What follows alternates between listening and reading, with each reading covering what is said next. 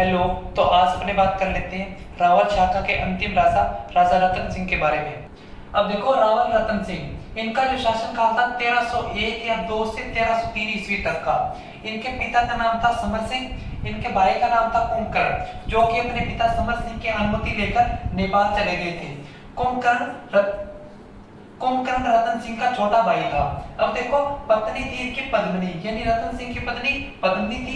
यह सिंहल प्रदेश की राजकुमारी थी, यानी गंधर्व सेन की बेटी थी। इसके बारे में आगे चर्चा करेंगे। अब देखो, इनकी जो पत्नी थी वो थी पद्मिनी, ये सिंहल प्रदेश की थी और गंधर्व सेन की बेटी थी। इसके बारे में अपने आगे चर्चा करेंगे। फिर आगे देखो, रावल शाखा का अंतिम राजा, यानी जो रतन सिंह है, ये रावल शाखा का अंतिम राजा था। फिर आगे देखो, आक्रमण 1303 ईस्वी में अलाउद्दीन खिलजी है जो वो रतन सिंह पर आक्रमण कर देता है, यानी चित्तौड़ पर आक्रमण कर देता है 1303 ईस्वी में। फिर देखो कि इस आक्रमण में क्या हुआ कि साका हुआ। साके का मतलब क्या होता है कि जब किसी राजा को लगता है कि अपने दुश्मन से नहीं जीत पाएंगे, तो वो फिर क्या होता है कि जो पुरुष होते हैं वो तो कैसे ये करते हैं, जो महिलाएं होती है वो जोहर करती है, यानी खुद को आग में झोंक देती है। और जो पुरुष होते हैं, यानी जो राजा होते हैं, उनका मेन उद्देश्य ये होता है कि अपने दुश्मन को ज्यादा से ज्यादा आघात पहुंचाया जाए और राजा लड़ते हुए वीर गति को प्राप्त हो जाते हैं। फिर देखो साका, जो पुरुष थे जिन्होंने केसरिया किया था, वो रतन सिंह के नेतृत्व में होता है। और जो महिलाएं थी, महिलाओं में जो जोहर किया था वो रानी पद्मिनी के नेतृत्व में किया गया था। अब हम बात कर लेते हैं आक्रमण की, जो अलाउद्दीन खिलजी चित्तौड़ पर आक्रमण करता है। अब देखो, 1303 ईस्वी में ये आक्रमण हुआ था चित्तौड़ पर। और जो अलाउद्दीन है वो आक्रमण क्यों करेगा, तो उसका जो मेन उद्देश्य है वो है साम्राज्य का विस्तार। यानी जो अलाउद्दीन खिलजी था वो एक साम्राज्यवादी सुल्तान था, यानी दिल्ली में जितने भी सुल्तान हुए हैं उसमें सबसे साम्राज्यवादी अगर कोई सुल्तान हुआ है तो वो अलाउद्दीन खिलजी था। फिर आगे देखो, दक्षिण भारत तक चला गया था, यानी अलाउद्दीन खिलजी एक ऐसा सुल्तान हुआ दिल्ली का जो कि दक्षिण भारत तक भी चला गया था। फिर देखो, जो चित्तौड़ का किला है वो सामरिक व आर्थिक या व्यापारिक दृष्टि से महत्वपूर्ण है।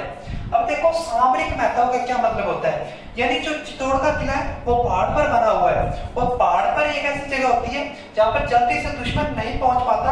अगर कोई प्लेन में अगर कोई राजधानी होती है तो वहां पर दुश्मन आसानी से लूट मार कर लेते हैं। और जो चित्तौड़ का किला था, इसके चारों तरफ परकोटा बना हुआ था, जिससे दुश्मन आसानी से लूट मार नहीं कर सकते।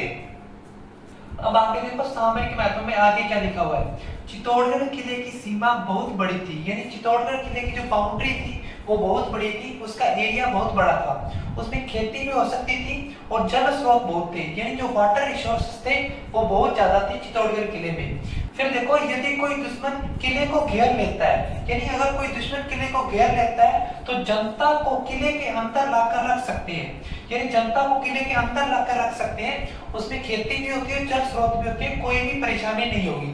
फिर आगे देखो, यह वो समय था जब भारत पर मंगोलों के आक्रमण हो रहे थे, यानी यह वो समय था जब भारत पर मंगोलों के आक्रमण हो रहे थे। और अलाउद्दीन खिलजी के समय मंगोल दिल्ली तक पहुंच चुके थे, और अलाउद्दीन खिलजी के समय जो मंगोल थे वो दिल्ली तक पहुंच चुके थे। इसलिए अलाउद्दीन खिलजी चित्तौड़ पर अधिकार करना चाहता था, क्योंकि चित्तौड़ का किला ऊंचाई पर बना हुआ था और बहुत मजबूत किला था, इसलिए जल्दी से दुश्मन किले तक नहीं पहुंच सकता। अब आगे देखो, आर्थिक या व्यापारिक महत्व। तो जो चित्तौड़ का किला है वो आर्थिक या व्यापारिक दृष्टि से कैसे महत्वपूर्ण है, तो देखो, भारत में दो जगह है जिसका आर्थिक या व्यापारिक महत्व है। पहला है गुजरात, दूसरा है मालवा। मालवा देखो मध्य प्रदेश में आता है, और मेवाड़ से लगता हुआ क्षेत्र, मालवा जो प्रदेश है वो मेवाड़ से लगता हुआ क्षेत्र है, एमपी का भाग। फिर देखो, आपने कुछ जिलों के नाम सुने होंगे, जैसे मंदसौर, उज्जैन, रतलाम, नीमच। ये जो प्रदेश है ये मालवा प्रदेश है। फिर आगे देखो, बहुत अच्छी खेती होती है, जो मालवा है उसमें बहुत अच्छी खेती होती है, इसलिए जहां पर ज्यादा खेती होगी वहां पर ज्यादा राज्यसव कराएगा, और जहां पर ज्यादा राज्यसव कराएगा वहां पर ज्यादा शक्तिशाली राजा होगा, और जितना शक्तिशाली राजा होगा वो उतनी बड़ी सेना रखेगा, और जितनी सेना बड़ी होगी वो उतना ही साम्राज्य विस्तार करेगा। फिर आगे देखो, इसलिए दिल्ली पर बैठा हर सुल्तान यही चाहता था कि मालवा पर कब्जा किया जाए। अब देखो, गुजरात का व्यापारिक महत्व। तो गुजरात क्या है, तटीय क्षेत्र है, समुद्र से लगता हुआ तट का इलाका है। फिर देखो बंदरगाह, और वहां पर क्या है, बंदरगाह है।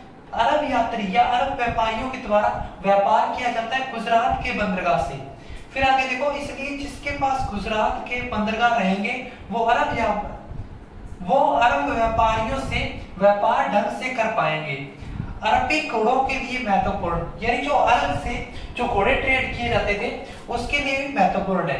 कोई भी राजा गुजरात पर कब्जा करना चाहेगा। फिर आगे देखो, लेकिन दिल्ली से मालवा और दिल्ली से गुजरात जाने का जो मार्ग था, दोनों जगह जाने का जो रास्ता था वो चित्तौड़ के बीच से होकर जाया करता था।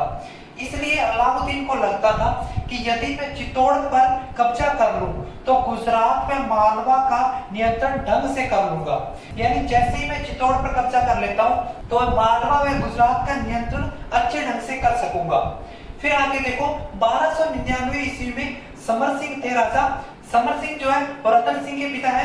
अलाउद्दीन खिलजी से कर वसूल किया था। यानी जब अलाउद्दीन खिलजी 1299 में गुजरात पर आक्रमण करने के लिए जा रहा था, तब देखो कि समर सिंह ने मार्ग कर लिया था और रास्ता दिया था, यानी गुजरात जाने का रास्ता दिया था और वहां से टैक्स वसूल किया था और अलाउद्दीन खिलजी से टैक्स वसूल किया था। इसलिए अलाउद्दीन खिलजी के लिए प्रतिष्ठा का सवाल था, सम्मान का सवाल था।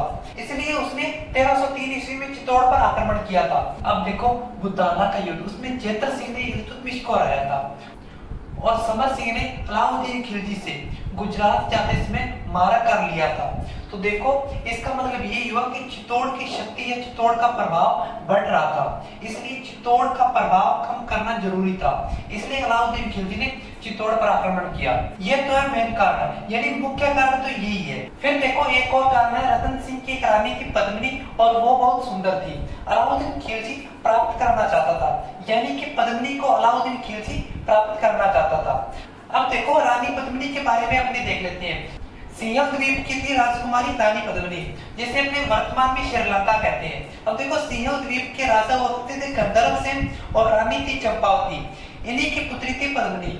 अब देखो पद्मिनी का एक तोता था हीरामन, और इस हीरामन तोते ने जो मेवाड़ के राजा थे रतन सिंह, उसके पास आकर पद्मिनी की सुंदरता का बखान किया, यानी पद्मिनी की सुंदरता के बारे में बताया। और रतन सिंह यहाँ से सिंहल द्वीप जाते हैं और पद्मिनी से शादी करके और चित्तौड़ आ जाते हैं। फिर देखो रतन सिंह के दरबार में राघव चेतन नाम के पंडित जी रहा करते थे, यानी राघव चेतन नाम के विद्वान रहा करते थे। और राघव चेतन ने पद्मिनी को देख लिया और ये मूर्छित होकर गिर पड़े। फिर देखो क्या हुआ, रतन सिंह ने राघव चेतन को मेवाड़ से निकाल दिया और राघव चेतन अलाउद्दीन खिलजी के पास में पहुंच गया। और राघव चेतन ने अलाउद्दीन खिलजी को पद्मिनी की सुंदरता के बारे में बताया और इसीलिए अलाउद्दीन खिलजी पद्मिनी को प्राप्त करने के लिए चित्तौड़ पर आक्रमण कर देता है। अब देखो राजस्थानी स्रोत क्या कहते हैं पद्मिनी के बारे में। तो राजस्थानी स्रोतों में पद्मिनी के बारे में कहा गया है कि पद्मिनी पुगल बीकानेर की राजकुमारी थी और पुण्यपाल भाटी की पुत्री थी। जो ये पुण्यपाल भाटी है ये जैसलमेर के राजा थे, यानी जैसलमेर में भाटियों का शासन था और पुण्यपाल भाटी पुगल आ गए थे। तो पुण्यपाल भाटी की पुत्री थी पद्मिनी। अब देखो राजस्थानी में दोहे भी है कि पुगलगढ़ की पद्मिनी तू रानी सिरमौर, यानी पुगलगढ़ की पद्मिनी तो रानियों में सबसे ऊपर है। जैसलमेर जन्म लियो, यानी जैसलमेर में तेरा जन्म हुआ है, परनीगढ़ चित्तौड़, और चित्तौड़ में तेरी शादी हुई है।